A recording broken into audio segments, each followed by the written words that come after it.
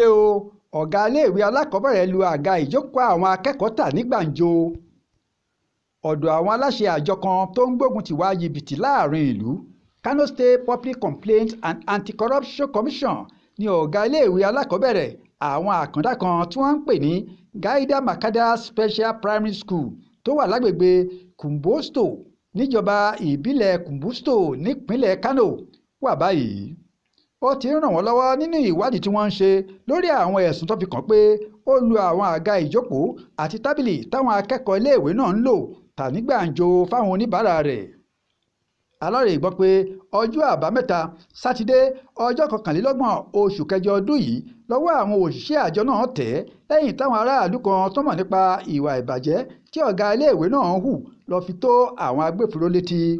alukoro àjọ náà ọ̀gbẹ́ni Kaba Abba tó fìdí ìṣẹ̀lẹ̀ ọ̀hún múlẹ̀ fáwọn oníròyìn lọ́jọ́ àìkú Sunday ọjọ́ 1 oṣù kẹsàn-án ọdún yìí sọ pé àwọn aráàlú náà ló ṣàkíyèsí pé ọ̀pọ̀ lára àwọn àga iléèwé yìí ló ti pòórá lójijì tí ọ̀gá iléèwé náà kò sì rí àlàyé gidi kan ṣe sí i.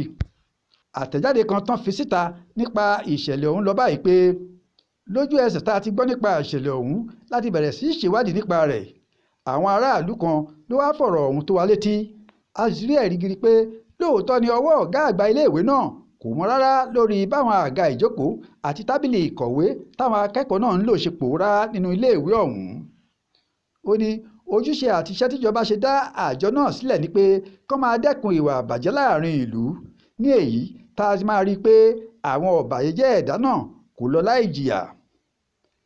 Adéwálé Adéoyè ló ṣàkójọpọ̀ ìròyìn fún iléeṣẹ́ Aláròyé online television. Akin Akínníyì ló kà á sí etí gbọ̀nyìn.